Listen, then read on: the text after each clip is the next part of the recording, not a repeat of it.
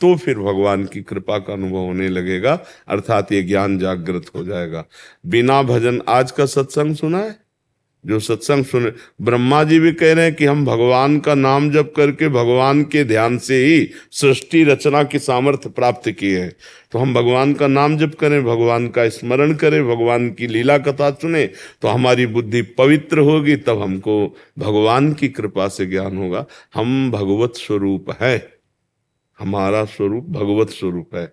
हम अलग अलग पहचाने जा रहे हैं शरीर के कारण, नहीं ना। आप स्त्री हैं, आप पुरुष हैं, पुरुषों में भी आप अमुक हैं, आप अमुक हैं, आप अमुक हैं, ये सब मायाकृत है ना। शरीर, कुल, रूप, जितना भी ये सब मायाकृत है। लेकिन जो हम है, जो है, उसका कोई नाम नहीं है। इसी शरीर का गर्भ में कोई नाम था क्या? गर्भ के बाहर आया तब नाम हुआ, शरीर का नाम हुआ ना। गर्भस्थ शिशु का क्या नाम? कोई नाम तो था नहीं। अच्छा, ये शरीर छूटा तो क्या नाम? वो नाम रहित है, वो रूप रहित है। जो मैं है, महान तेजो मैं, वो भगवान का साक्षात अंश, भगवत स्वरूप है। वो कौन? वो मैं। समझाने के लिए वो कहा जाता है वो मैं। अब इस तत्व को जानने के लिए पहले शरीर की गलत बातें छोड़े, गलत भोजन छोड़े, गलत आचरण छोड़े, फिर अंदर गलत चिंतन छोड़े, गलत स्वभाव बदले। पहले हमारा ये तो पवित्र हो, तब हमारा राग हटेगा। जितना हमसे गंदे आचरण होंगे उतने अज्ञान बढ़ता चला जाएगा, और जितना पवित्र आचरण होंगे हमारा ज्ञान बढ़ता चला जाएगा। शरीर पवित्र, मन पवित्र, बुद्धि पवित्र, तो परम पवित्र भगवान का ज्ञान हमारे हृदय में जागृत होगा। अब गंदा भोजन करें, गंदा शरीर अपवित्र करें, और इसके बाद सोचे ब्रह्म ज्ञान हो जाए, तब तो होने वाला नहीं। वो तो होने, इसी में फंस गए हैं। देखो, बहुत जोर का फंसे। हम बातें चाहे ज्ञान की करें, पर शीशा में जब हम देखते हैं तो लगता है हम ही है, और ये हम है नहीं। ये तो पांच भौतिक रचना है भगवान की माया की, ये मैं नहीं हूं। जो अंदर है वो तो शुद्ध सच्चिदानंद में परमात्मा तत्व है।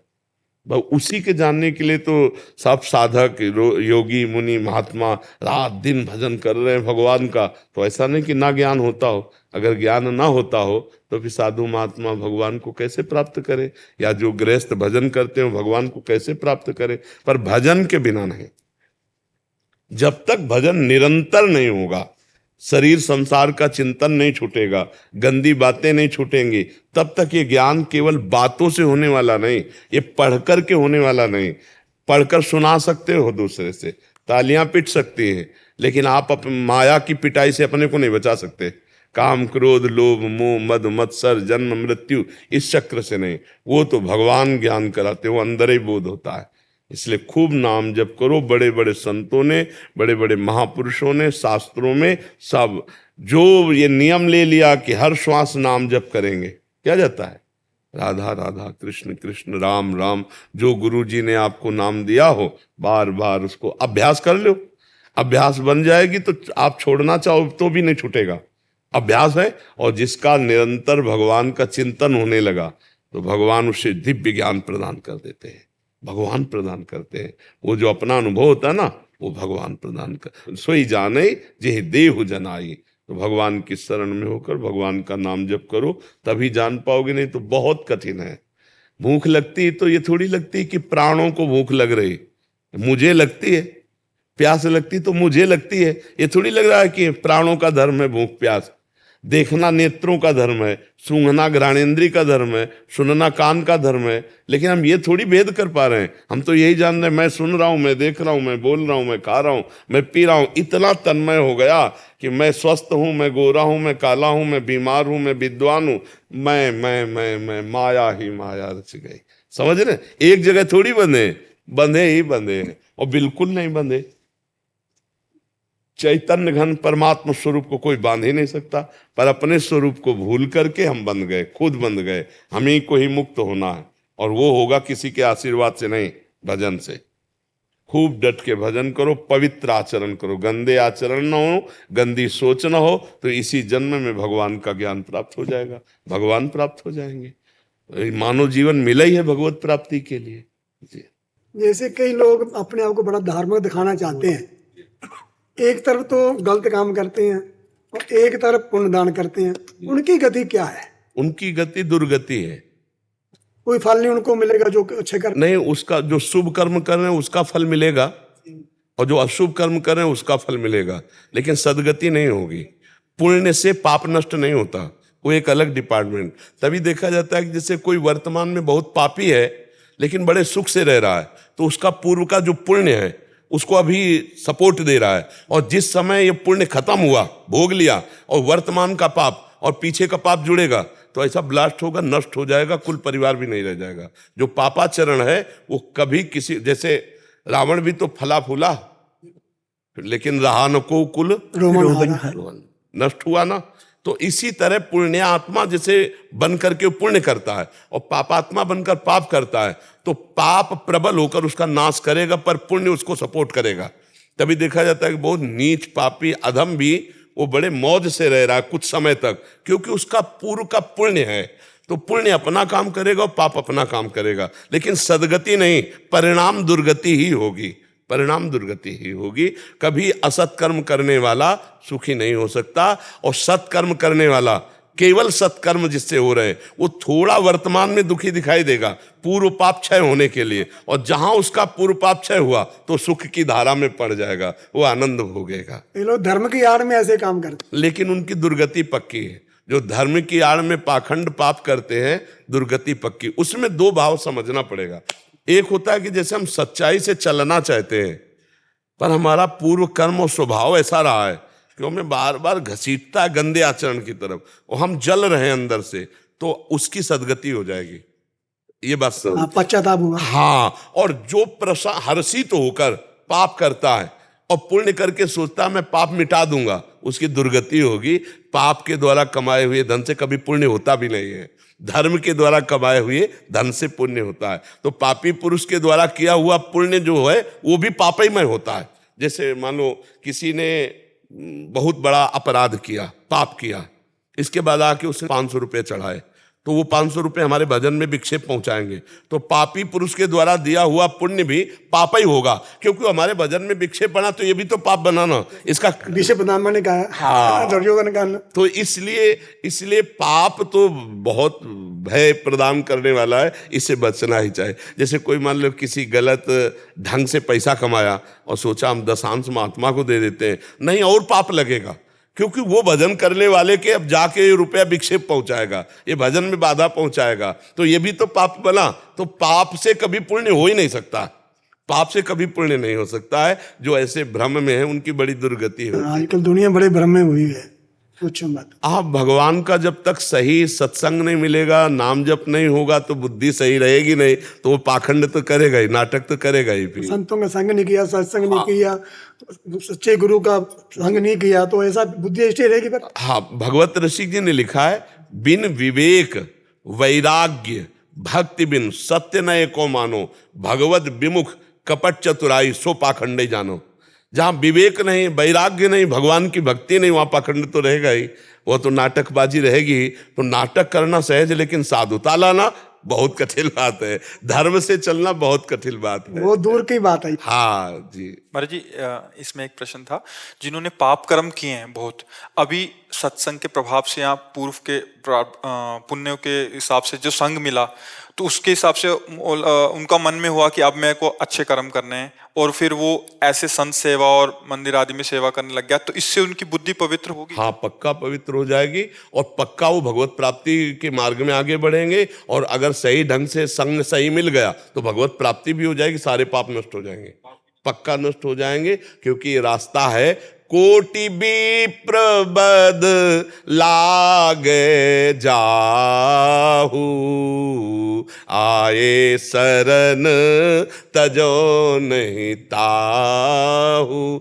जो नर होई चराचर द्रोही, आवे सब है शरण तकी मोह। चराचर का द्रोह करने वाला, कोटि कोटि ब्राह्मणों की हत्या ब्रह्म ऋषियों की करने वाला भी हो, और उसको पश्चाताप हो गया कि अब मेरा कल्याण तो केवल भगवान से होगा, अब मैं आज से नियम लेता हूं, अब लो नसानी अब ना नसयो, आज तक की आप नहीं करूंगा भगवान की शरण में। तो भगवान कह रहे अपिचेत सुदुराचारो, भजते माम अनन्य भाग साधुरेव समंतव्य सम्यक व्यवसिता हिसा। घोर दुराचारी रहा है लेकिन मेरी शरण में आ गया, अब उसे मैं साधु बनाऊंगा और मैं उसका कल्याण करूंगा। पर ये उसके लिए है जिसने ये नियम ले लिया कि अब लो नसानी अब ना, अब तक हमसे गलती हुई, अब मैं बहुत सावधानी से भगवान की शरण में चलूंगा। अब उलट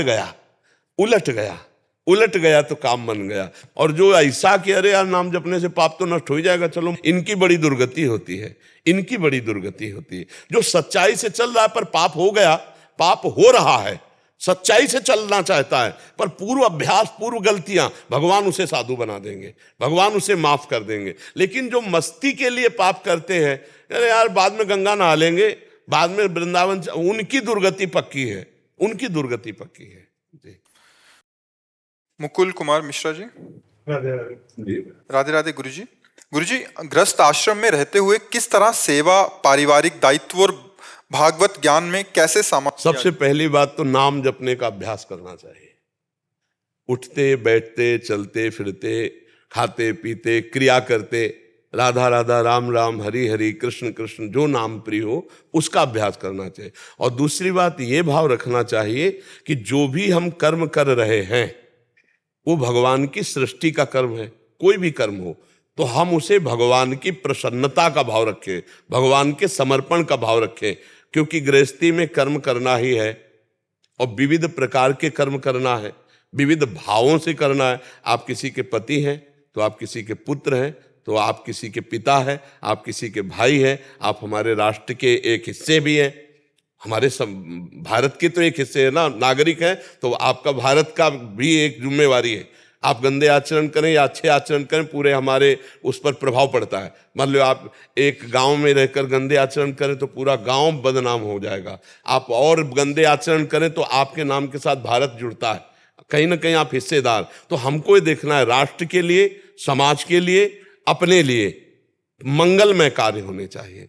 कोई पापाचरण न हो, कोई अधर्माचरण न हो, और जो कर्म हो वो भगवान को समर्पित कर दे और हृदय में भावना रखे, नाथ सकल संपदा तुम्हारी, मैं सेवक समेत सुतनारी, और नाम जप करे, निश्चित भगवत प्राप्ति हो जाएगी। बस पापाचरण। और गृहस्थी में क्या होता है कि इतना ममत्व हो जाता है कि वो ये समझ ही नहीं पाता कि ना ये पहले थे ना ये बाद में रहेंगे, ये बीच में केवल भास रहे। मान लो पत्नी है, पुत्र है, ये देह है, देह के और संबंधी है, तो ये ज्ञान ही नहीं रह पाता गृहस्थी में कि ये देह ना पहले था ना बाद में रहेगा, बीच में भास रहा है। और ये पत्नी पहले नहीं थी, बाद में भी नहीं रहेगी, बीच में भास रही। तो बीच में जो है वो कौन है? जो पहले था वो बाद में रहेगा, वो कौन है? भगवान। इस रूप में भगवान ही है। हम ये ज्ञान नहीं जान पाते, इसी से हमारी दुर्गति होती है। हमारी दुर्गति का कारण ये देह भाव है, हमारी दुर्गति का कारण ये प्रपंच भाव है। अगर इसी को हम भगवत भाव कर ले तो गृहस्थी में रहते हुए भगवान की प्राप्ति हो जाए। हमें दृष्टि रखना है भगवत, पर व्यवहार पत्नी वाला ही करना है, व्यवहार पुत्र वाला ही करना है। जो स्वांग मिला है हमको स्वांग वही करना है। किसी के हम पिता है, किसी के भाई है, तो हमें वही व्यवहार करना है। पर दृष्टि रखनी सब में कि मेरे प्रभु सबके हृदय में विराजमान है, उनकी प्रसन्नता के लिए हम कार्य करें। हमारा धर्म तब बिगड़ता है जब हम स्वसुख वांछा से युक्त हो जाते हैं। मेरी पत्नी है, इसका कर्तव्य मेरे लिए क्या बनता है, अब धर्म बिगड़ जाएगा। मेरी पत्नी है, मेरा कर्तव्य इसके लिए क्या बनता है, अब धर्म बन जाएगा। आप हमारी बात समझ रहे हो? तो धर्म पूर्वक अपने कर्तव्य का निर्वाह करते हुए, भगवान नाम जप करते हुए अपने कर्मों को भगवान को समर्पित कर दे, पक्का भगवत प्राप्ति हो जाएगी। बिल्कुल सरल भाषा में भगवत प्राप्ति की बात करें। अपने धर्म का, अपने कर्तव्य का पालन करते हुए, नाम जप करते हुए उस कर्म को भगवान को समर्पित कर दिया जाए तो निश्चित भगवत प्राप्ति। जब युद्ध जैसे कर्म को भगवान करे, माम स्मर युद्ध च, मेरा स्मरण करते हुए युद्ध करो, तो इससे बड़ा कोई कर्तव्य तो है नहीं। क्योंकि युद्ध में तो गला काटना, अपना गला बचाना है। ऐसी प्रवीणता युद्ध जैसी कर्तव्य में, और उसमें भी कह रहे माम स्मर, मेरा स्मरण कर। इसका मतलब हर कार्य करते हुए भजन हो सकता है। तो हम भजन करते हुए हर कार्य करें और सब कार्य भगवान को समर्पित कर दें, इसी से हम मुक्त हो जाएंगे। भगवान कह रहे यत करो, जो करो मेरे को समर्पित कर दो, खत्म हो गया खेल। हम चाहे जितने बड़े अपराधी हो, सिद्ध हो गए हों अपराधी, लेकिन राष्ट्रपति अगर माफ कर दे तो माफ हो जाएगा, नहीं हो जाएगा। वकालत पक्की और जज ने निर्णय कर दिया, अब कोई बचाने वाला नहीं। लेकिन एक उपाय है, राष्ट्रपति से क्षमा प्रार्थना करो, अगर वो क्षमा कर दे तो खत्म। तो ऐसे ही सबके सब अपराध हैं, लेकिन भगवान क्षमा कर देते। अहम तो हम सर्व पापेभ्यो मोक्षयिष्यामि मां, वो अखिल कोटि ब्रह्मांड नायक श्री कृष्ण यदि क्षमा कर दे तो क्षमा हो गया। तो हम भगवान को सारे कर्म समर्पित करते हुए भगवद आश्रित नाम जप करें। तो गृहस्थी में क्या है भैया, तुम्हारी गृहस्थी में कितने लोग होंगे? 5-6 लोग, 8 लोग। तो बाबा कहते हैं सबसे बड़ी गृहस्थी ये। हाँ हाँ, पक्का समझो। तो अब ये गृहस्थी हमको खल क्यों नहीं रही? क्योंकि सब भगवान के हैं और सबका भरण पोषण भगवान कर रहे हैं और हम भी भगवान के, तो हम चक्क आनंदित है, कोई चिंता नहीं है, कोई चिंता। तो ऐसे ही आप भी निश्चिंत हो जाओगे यदि भगवान की शरण में होकर भगवान के लिए कर्म करो और नाम जप करो, तो आप भी बेपरवाह हो जाएंगे। आप देखेंगे कि आपके परिवार का भरण पोषण वही कर रहा है जो विश्व का भरण पोषण कर रहा है, आप केवल निमित्त मात्र हैं। कर्ता भाव गया, जीवन मुक्त हो जाओगे। कर्ता भाव ही बांधने वाला है। करम सदा तिनकी रखवारी, जिम बालक राखे मैं नारी। जी, आप समझ पाए ना? जी जी जी। मिलन घोष जी। महाराज जी राधे राधे। मेरा प्रश्न है कि मेरा मन बहुत चंचल हो जाता है, कोई एक चीज में ध्यान आता नहीं, इसके ऐसा सबका मन है, तुम्हारा ही नहीं है। यही सबकी दशा। ईमानदारी से पूछो तो आपका जो मन है वही सबकी दशा है।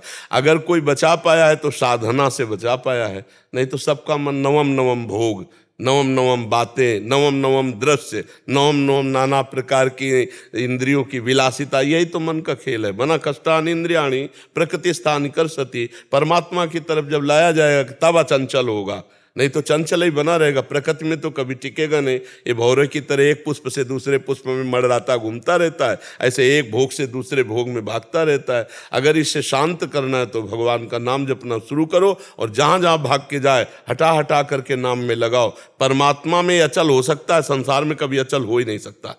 चाहे जितना सुंदर रूप भोग लो, चाहे जितना सुंदर पदार्थ भोग लो, चाहे विश्व की सारी संपत्ति आपके पास आ जाए, आपका मन स्थिर नहीं रह सकता। और भगवान में अगर लगा दिया तो स्थिर हो जाएगा। क्योंकि हम सबके लिए करते हैं, हम अपने लिए कुछ नहीं चाहते हैं, कुछ अब लिए ही नहीं आज तक, और सबका अच्छा हो। फिर भी जब नाम भजन करते हैं, ये करते हैं, तो थोड़ा सा चंचल हो जाता है हमारा, मतलब डाइवर्ट होता है माइंड। तो उसको हटा हटा के लगाना है ना प्रभु में। अब ऐसा थोड़ी है कि साधक हो और ये मन जाए ना, जो रहे सदा ज्ञान एक रस, तो ईश्वर जी में भेद का होकर एक रस स्थिति हो जाए तो सिद्ध पुरुष हो जाओगे। बार बार इसको जहां जा रहा है वहां देखो, 2 पद्धति से मन को वश में किया जाता है। एक तो जहां जहां मन जाता है वहां वहां भगवान पहले से हैं, जिनका तुम भजन कर रहे हो, उनकी भावना करो। किसी वस्तु, व्यक्ति, स्थान, पदार्थ पे ही तो जाएगा मन। जहां भाग के वो जाता वहीं है जहां राग हो या द्वेष होता है, जहां अपनापन होता है या जहां परायापन होता है। कभी द्वेष हुआ है तो जाएगा, राग है तो जाएगा। तो हमको राग द्वेष वाले पदार्थ, वस्तु, व्यक्ति, स्थान में भगवत भावना करनी। अगर हमसे ये भी नहीं होता तो फिर हमको जहां नाम जप रहे हैं राधा राधा राधा और मन गया, तो इसका एक स्वभाव है, जहां आप जान जाओगे कि ये गया तहां आ जाएगा, इसको लाना नहीं पड़ता। देखना आप जहां आप जान गए कि ये भाग गया तो आ जाएगा, तुरंत आ जाएगा। फिर 2-4 नाम जप करेगा, फिर भागेगा, फिर इसको लाओ, बार बार लाओ, तो अभ्यास से चंचलता हट करके ये स्थिर हो जाएगा। स्थिर मन ही भगवत प्राप्ति कर पाता है। तो इसलिए उबना तो है नहीं, कुछ मिनट सेकंड तो लगने लगा है ना, कुछ मिनट सेकंड तो लगने लगा है ना। बस हम धीरे धीरे उस पर काबू पा रहे हैं, हमें निराश नहीं होना। और बहुत ऋषि मुनियों को भी परेशान किया है। गोस्वामी तुलसीदास जी कहे, महाराज हार गए हो, हार्यो करी जतन विविध विधि, अतिशय प्रबल अजय, तुलसीदास बस होए तबे जब प्रभु पेरक बरजय। महाराज मैं हार गया हूं, आपके हाथ में डोरी, आप मन को मना कर दो, इसको एकाग्र कर दो, लेकिन ये भागते ही रहता, मैं बहुत परेशान हो गया हूं। गोस्वामी तुलसीदास जी लिख रहे हैं, हरिजू मेरु मन हठ न तजय, इस पद में लिख रहे हैं। तो हम बार बार मन को हटाए, भगवान कृपा करेंगे, स्थिर कर देंगे। उबना नहीं है, परेशान नहीं होना है, आनंदित होना है। ये चाहे जहां चला जाए, जब तक आप दस्तखत नहीं करोगे आपका कुछ बिगाड़ नहीं पाएगा। जब आप स्वीकृति दे दोगे भोग की, तब आपको परेशान करेगा, नहीं तो इसको जाने दो, आप छोड़ दो। जैसे जल जहाज का कौवा उड़ के जाएगा तो कहाँ जाएगा, आएगा तो उसी में। मन आपके सिवा उसका कोई आधार ही नहीं है, वो बचाए जहां भाग के चला जाए, आप वो मत, बस देखते रहो, मुस्कुराते रहो और हाँ मत कर देना।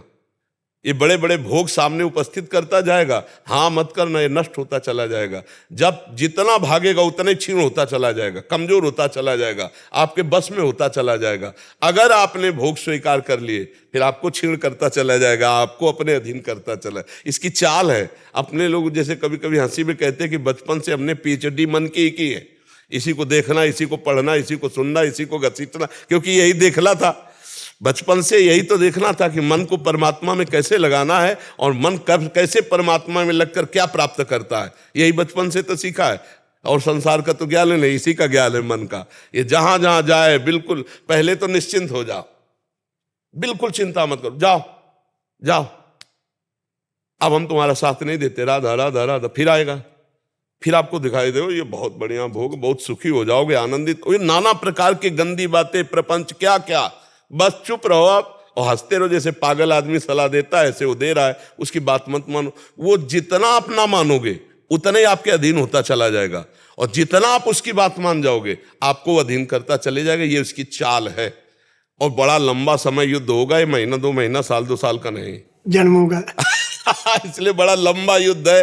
हिम्मत बांध करके जो इसको पछाड़ दे वही भगवत प्राप्त हो जाता है। सातु दीर्घ काल निरंतर सत्कार सेवितो दृढ़ भूमि, जो दीर्घ काल तक निरंतर सत्कार पूर्वक नाम जप करता है और मन को बार बार नाम में लगाता है तो दृढ़ भूमि, अचल हो जाता है मन। चिंता ना करो, आनंद। आज शरीर छूट जाए तो भगवत प्राप्ति हो जाएगी। अगर हम राधा राधा रट रहे हैं और मन हमारा चंचल है, हम विषयों पर विजय प्राप्त नहीं कर पाए और राधा और शरीर छूट गया तो भगवत प्राप्ति हो जाएगी। अंतामति सुगति। तो हमें वर्तमान में नाम जप करने का अभ्यास करना है, भविष्य तो हमारा मंगलमय है ही। समझ पा रहे आप? अलीशा जी मुंबई से। राधे राधे महाराज जी। महाराज जी, निष्काम भक्ति क्या है और कैसे समझें? संसार में रहकर अपने इष्ट से और गुरु से कुछ मांगना चाहिए या नहीं? कभी कभी लगता है कि देखो, पहली बात इतनी समझ लो, जब तक हम देह भाव में हैं तब तक अभाव ही अभाव है। इसमें चतुराई किसी की नहीं चलेगी। जब तक शरीर भाव है, मैं पुरुष हूं, मैं स्त्री हूं, तब तक अभाव ही अभाव है, मांग ही मांग है। और जब हमारे अंदर या तो स्वरूप का ज्ञान हो तो स्वरूप में अभाव नहीं कभी। पूर्ण, उसे अखंडानंद कहते हैं, पूर्णानंद कहते हैं, ज्ञानानंद कहते हैं, विज्ञानानंद घन कहते हैं। अपना स्वरूप जो आत्मा जो है वो आनंदमय है। और सब आत्माओं की आत्मा भगवान श्री कृष्ण है, भगवान श्री हरि है, भगवान श्री राम है। जब हम आत्मसमर्पण कर देते हैं, 2 भाव होते हैं, या तो ज्ञान हो जाए और या आत्मसमर्पण हो जाए, आश्रय, भगवद आश्रय। तो हमें पता है कि हमारे भगवान सर्वज्ञ हैं, तो हमें उनको जनाने की कोई जरूरत नहीं है।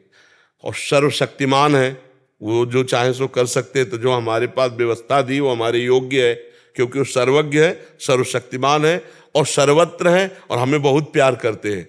फिर मांगना बनता ही नहीं। पर अगर मांगे, पहले तो बात मांगना बनता नहीं, क्योंकि वो सर्वज्ञ है, उनसे क्या मांगे? वो तो जान रहे और हम उनके आश्रित है, जैसा चाहे वैसी व्यवस्था करे। शुद्ध भक्ति का स्वरूप है, जोई जोई प्यारो करे सोई मोहि भावे। मुझे कुछ नहीं चाहिए, आप जैसी व्यवस्था करो। जैसे एक छोटा बच्चा माँ के अधीन होता है तो बाल भोग कब कराना है, राजभोग कब कराना है, माँ को पता होता है ना।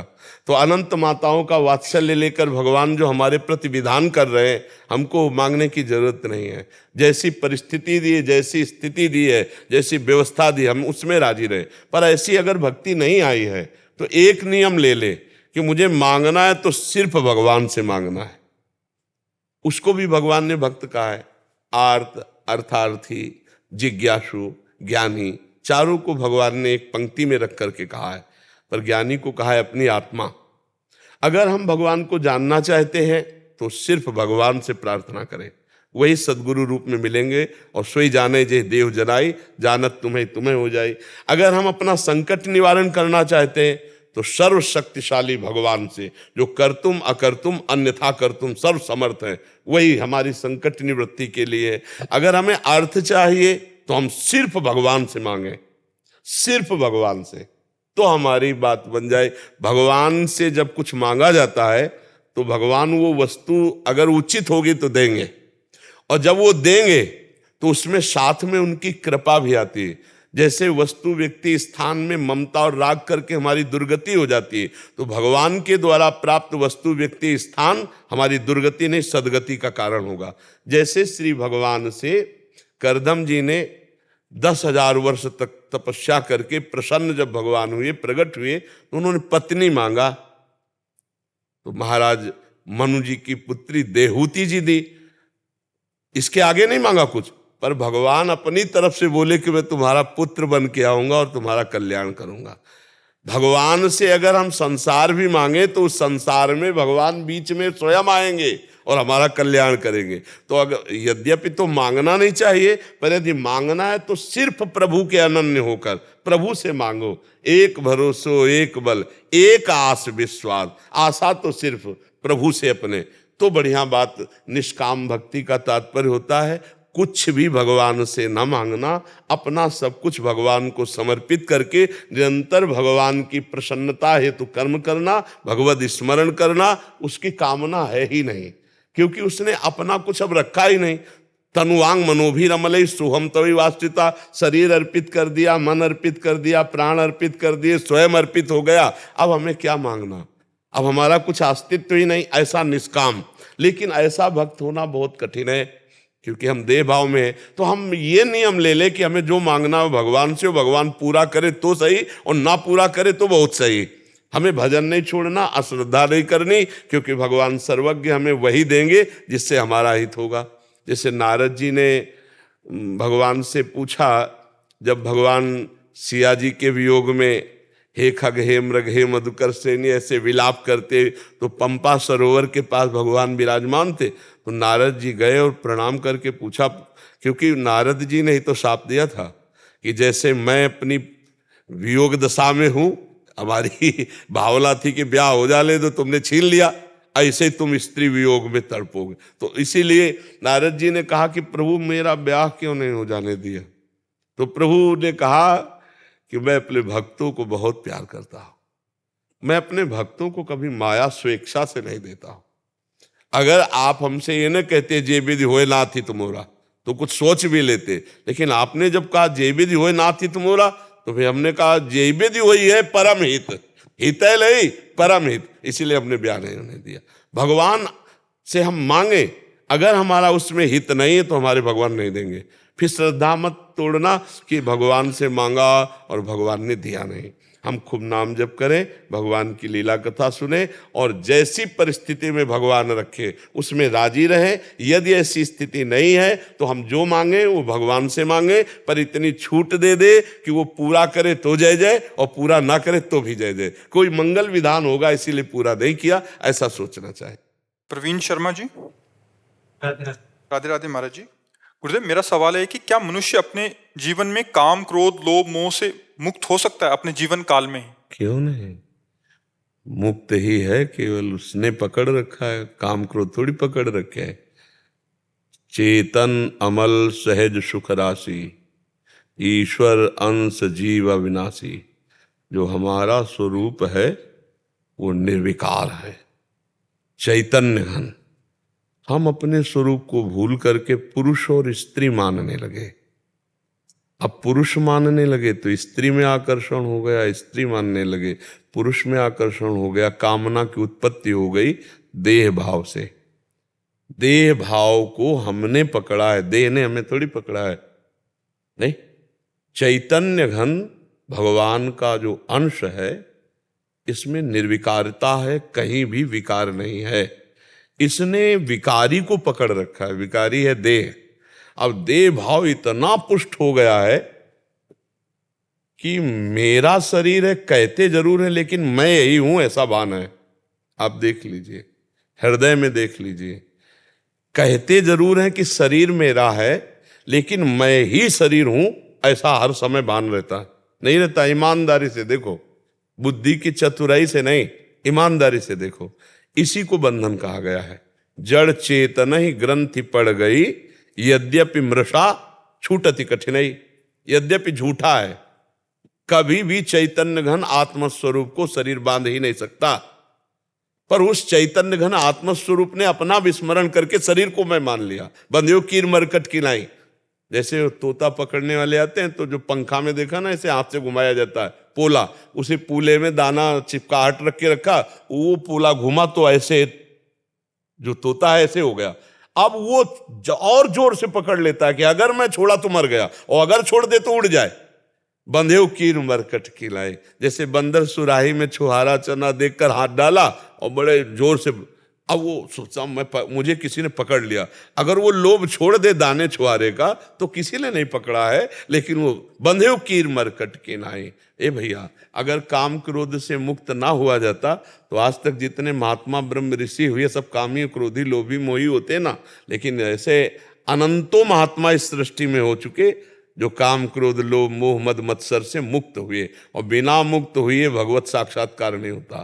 काम क्रोध मद मान न मोहा, लोभ न क्षोभ राग नहीं द्रोहा, जिनके कपट दंभ नहीं माया, तिनके हृदय बसहु रघुराया। महर्षि वाल्मीकि जी महाराज भगवान श्री राम को कहते हैं, जिनके काम क्रोध लोभ मोह मद मत्सर ये नहीं हैं, जो आपको बहुत प्यार करते हैं, निरंतर आपका भजन करते हैं, नाथ आप उनके हृदय में विराजमान हो। तो अगर काम क्रोध ना मिटाया जा सकता तो ये बात कहीं नहीं जा सकती थी। काम क्रोध आदि जितने हैं ये देहाभिमान रूपी महल में रहते हैं। जो अहम है, मैं शुद्ध मैं ब्रह्म है, और मैं के आगे जो कुछ लग गया वो सब फंसा हुआ है। मैं विद्वान में, धनवान में, कुलवान में, रूपवान में, जवान, जो भी लग जाए मैं के आगे वो फंसा हुआ है, माया युक्त है। और जो शुद्ध मैं है वो भगवत ब्रह्म स्वरूप है। मैं ब्रह्म है, मैं शुद्ध ब्रह्म है। मैं के आगे जो मैं पुरुष, मैं स्त्री, मैं अमुक, मैं अमुक, वो फंसा हुआ है। बस इसी फंसाव को अगर काट दे तो निर्विकार हो जाए। मुझे कोई भी वस्तु नहीं चाहिए आनंद के लिए, मैं आनंद स्वरूप हूं। चेतन अमल सहज सुख राशि, सहज सुख राशि। किसी क्रिया से, किसी वस्तु से, किसी व्यक्ति से, किसी स्थान से जो सुख मिलता है वो प्राकृतिक है, वो सुख नहीं, सुख की छाया है। समझ पड़ती नहीं, मेरे गिरधर की माया है, वो सुख नहीं है। सुख तो सच्चिदानंद प्रभु में है, और जीव उसी सुख को भोगने के लिए लालायित होकर देह भाव से भाग रहा है। जब तक देह भाव नहीं छूटेगा तब तक काम विजय नहीं हो सकता, क्रोध विजय नहीं हो सकता। देह राग छूटे, गुरु की आराधना, गुरु के द्वारा दिया हुआ जो उपासना, उसी के प्रभाव से जीव जो देहाभिमान किए हुए वो देहाभिमान का नाश होता है। जब देहाभिमान का नाश हो जाता है तब वो काम क्रोध विजयी हो जाता है। जो भगवत प्राप्त महापुरुष है, जैसे भुने हुए चने में कितने भी खाद पानी लगा दो अंकुरण नहीं होता, ऐसे भगवत प्राप्त महात्मा में काम क्रोध लोभ मोह मद मत्सर ये नहीं होते। षड विकार जित अनघ अकामा। इसके लिए खूब नाम जप करो, सत्संग सुनो, शास्त्र स्वाध्याय करो, और दूसरों की सेवा करो निस्वार्थ भाव से। और किसी भी माता बहन की तरफ काम भाव से मत देखो। जो माता बहनों की तरफ काम भोग दृष्टि से देखता है पक्का नरकगामी होगा। त्रिविधम नरकस्येदम द्वारम नाशन मात्मनः कामः क्रोधा तथा लोभा तस्मादेत्रयम् त्यजेत्। ये तीन काम क्रोध लोभ बिल्कुल नरक के द्वार, सीधे नरक ले जाते। जो माता बहनों को भोग दृष्टि से देखते हैं ना, पक्का उनकी बुद्धि भ्रष्ट हो जाएगी, बहुत बुरा पतन होगा। जो चाहे आपन कल्याणा, सुजस सुमति शुभगति शुभ नाना, सो पर नारी लीलार गोसाई, तजौ चौथ के चंद किनाई। जैसे चौथ का चंद्रमा देखने पर कलंक लग जाता है, ऐसे माता बहनों को भोग दृष्टि से देखने वाला यहां नहीं सही कहीं ना कहीं फंसा दिया जाएगा। माया उसे ऐसी फंसाएगी जहां से निकल नहीं पाएगा। इसलिए ये कामादि दोष रहितम कुरु मानुषम, ये भगवान से होता है। भगवान का आश्रय लो, नाम जप करो, सत्संग सुनो, परोपकार की भावना से दूसरे की सेवा करो, हृदय शीतल होने लगेगा। जब हृदय शीतल होता है तब निर्विकारता आती। जैसे देखो, हमने कई बार कहा कि आप सुंदर सुंदर भोजन बनाओ और स्वयं पाओ, कैसा लगता है? वही भोजन किसी भूखे को पवा दो, फिर देखो कैसा लगता है। हृदय जो शीतल होगा वो परोपकार, पर हित सरिस धर्म नहीं भाई, इससे जो लाभ मिलता है। हम जब दूसरों को सुख देने की भावना करने लगते हैं तो हमारा परमार्थ पुष्ट होता है। और जब हम दूसरों से सुख भोगने की लालसा करते हैं तो हमारा परमार्थ नष्ट हो जाता है। इसीलिए हम काम विजयी नहीं हो पा रहे, क्रोध विजयी नहीं हो पा रहे, लोभ विजयी नहीं हो पा रहे, क्योंकि हम नाम जप नहीं कर रहे, हम सत्संग नहीं सुन रहे, हम परोपकार नहीं कर रहे, परहित नहीं कर रहे। इस शरीर से किए हुए पापों का नाश उसी क्षण हो जाता है जब हम निष्काम भाव से किसी असहाय की सेवा करते हैं। कोई असमर्थ है, बीमार है, वृद्ध है, पशु है, पक्षी है, और उसकी हमें सेवा मिल जाए, देखो कितना हृदय शीतल होता है। अपर हम तो पाप दृष्टि रखते हैं, दूसरों के प्रति जो दृष्टि जाती है वो केवल सुसुख वांछा, तो हम काम विजयी कैसे हो सकते हैं? इसलिए नाम जप करो, काम विजयी हुआ जा सकता है। कठिन है, असंभव नहीं, तो विजयी हुआ जा सकता है।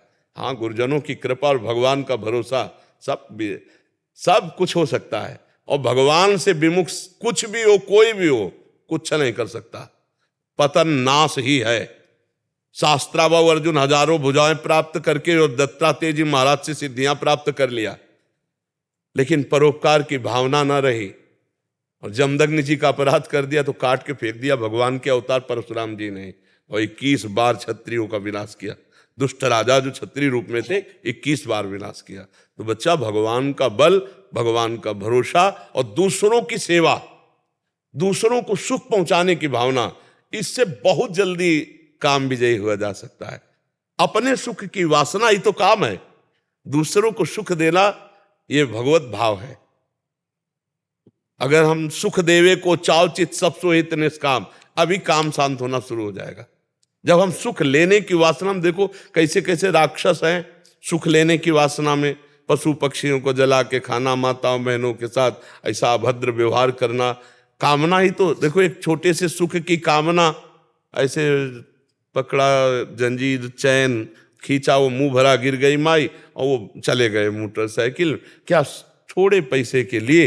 ये नहीं ध्यान दिया कि वो हमारी माता जैसी परम पवित्र माता है, हम चंद रुपए के लिए उसकी हत्या जैसा, हिंसा जैसा। अब मान लो मुंह के बल गिरे, क्या हो जाए, क्या कहाँ देखते हैं? थोड़े से इंद्रिय सुख के लिए कैसे कैसी घटनाएं कर देते हैं लोग। तो क्या है, ये देहाभिमानी पापात्मा जीव अपने आप को भूल करके ऐसे दुख के मार्ग में जा रहा है जिसे कहीं निवृत्ति नहीं होनी। इसलिए बहुत सावधान हो जाओ। सत्संग के द्वारा अभी जवान अवस्था है, पराई माता बहनों की तरफ गंदी दृष्टि मत देखो और गलत काम स्वयं मत करो। मोबाइल रखते हो, हाँ, गलत मोबाइल में देखोगे तो हमारी एक भी बात का फर्क नहीं पड़ेगा आपके ऊपर। मोबाइल में अगर गलत चित्र देखोगे, गलत सीने देखते हो, हाँ, तो बच जाओगे, और अगर देखोगे तो नहीं। जो हम देखते हैं, जो हम सुनते हैं, जो हम बोलते हैं, वही हमारा चिंतन होता है। जो चिंतन होता है वही हमारी क्रिया होती है। अगर हम अच्छा सुनेंगे, अच्छा देखेंगे, अच्छा बोलेंगे तो अच्छा चिंतन होगा, अच्छी क्रियाएं होंगी तो हम भगवान की तरफ बढ़ेंगे। बुरा देखेंगे, बुरा सुनेंगे, बुरा बोलेंगे, बुरा चिंतन होगा, बुरी क्रियाएं होंगी, हम नरक की तरफ बढ़ेंगे। सावधान होकर चलो, जीता जा सकता है। हर समय नाम जप करो, पवित्र आहार करो और सत्संग सुनते रहो, बड़े महापुरुषों की बातें सुनते रहो, उससे जरूर हमारा परिवर्तन होता है। सत्संग तो निश्चित हमें विजय दिला देगा। हमारे जीवन के आदर्श पूज्यपाद सिउड़िया बाबा जी महाराज, उन्हीं के वचनों पर हमें उत्साह मिलता रहा, परमार्थ वे चले। तो किसी महापुरुष को अपना आदर्श बनाकर उनके वचनों के अनुसार हम चले तो भगवत प्राप्ति सहज हो जाएगी। ये सब विकार भगवान की कृपा से शांत हो जाएंगे। देखो भजन का कितना बच्चा फल है। सदन जी का नाम सुना होगा तुम, अगर सत्संग सुनते हो तो। सदन जी महाराज कसाई कुल में प्रकट हुए थे, बहुत बड़े महाभागवत थे। एक बार इनके मन में आया कि मैं जगन्नाथ जी के दर्शन करने जाऊं। काम विजय की बात तुम्हें बता रहे हैं। तो जगन्नाथ जी के दर्शन के लिए पद यात्रा में चले तो संध्या काल में एक घर में भिक्षा मांगने के लिए गए। वो चंचल मन वाली स्त्री थी। अब ये ब्रह्मचर्य, तेज, भगवान का भजन करने वाले, तो एक सौंदर्य होता है भगवान के भक्तों में आंतरिक जो उभरता है। जैसे हमारे भगवान सुंदरता के समुद्र है ना, सागर है। जब उनका भजन किया जाता है, उनसे चित्त जोड़ा जाता है तो स्वामी के गुण सेवक में आने लगते हैं। तो एक विशेष आकर्षण था। अब वो लुभायमान हो गई तो कहा कि आप यहीं बैठ के पा लीजिए। अब सरल चित्त संत, सरल चित्त, उनमें तो कोई कपट छल था नहीं, वो बैठ के पा लिए। तो उनका शाम हो रही है, आप यहीं शयन कर लीजिए। तो स्वीकार कर लिया। अब जब शयन कर लिया घर में और जब उसका पति शयन कर गया तब वो उनके पास आई और अपनी इच्छा प्रकट की, तो उनका तुम बहुत नीच प्रवृत्ति की हो, तुम्हारे पति विराजमान है और तुम ऐसी चेष्टा। तो उसने उसका गलत अर्थ लिया कि मतलब ये डर रहे हैं अगर पति, तो उसने अपने पति की हत्या कर दी। कुआ मदांधो मदना तुरुआ, सबसे अंधों में अंधा बड़ा कौन है? बोले जिसे काम व्याप्त हो जाए। अब वो काम से व्याकुल नजदीक आई और बोली अब चिंता मत करो, मैं उनको मार आई। अरे बोली दुष्टा, ये हमने कब कहा? हमने ये कहा था जब तेरा पति विराजमान है तो तू ऐसी मतलब चेष्टा क्यों करती? तो उसने कहा आप ज्यादा उपदेश हमें मत करो, आप हाँ बोलते हो या हल्ला मचाऊं, क्योंकि बल है, यही बल है। तो उनका मृत्यु स्वीकार है। देखो काम विजय। अब आप विचार करो, थोड़ा भी अगर प्रवृत्ति में भगवान से बिलगता होती, लेकिन उन्होंने कहा मृत्यु स्वीकार कर सकता हूं, गलत नहीं। भूल न दे कुमारक पाऊं, ऊसर बरसई तरण नहीं जामा, संत हृदय जिम उपज न कामा। और उसने हल्ला मचा दिया, लोग एकत्रित हो गए। अब वो मुस्कुरा रहे कि प्रभु आपकी लीला क्या होगी, अब क्या होगी देखा जाएगा। उसने हल्ला मचा दिया, लोग एकत्रित हुए, क्या हुआ क्या हुआ? बोले ये बाबा जी हमारे साथ गलत करना चाहता था, तो मेरे पति ने विरोध किया तो मार डाला, पति सैया में पड़े और अब मैं हल्ला मचाकर अपने को बचाने की चेष्टा की। अब समाज तो समाज है, पीट पाट के उनको राजा के सामने राजा ने पूछा तो वो मुस्कुरा रहे थे, क्योंकि वो समझ रहे थे किसी न किसी पाप का फल हमें मिल रहा है, भगवान भुगता रहे। तो उन्होंने कहा जो ये कह रही है आप उसको समझ लीजिए। तो इसका मतलब होता है कि आप स्वीकार करते हैं जैसा ये कह रही। तो उन्होंने कहा कि हम फिर तुम्हें सजा देते हैं। उनका स्वीकार है। कहा दोनों हाथ काट लिए जाए। तो यहां से दोनों हाथ, जय जगन्नाथ, हाथ। अब जगन्नाथ जी भी महाराज अले हाथ कटवाए, जगन्नाथ जी की तरफ चल दिए पैदल। और अंदर इतना अपार आनंद की, क्योंकि गलत नहीं है ना कि मेरे प्रभु का कोई विधान है, कोई पूर्व जन्म का पाप होगा ऐसा।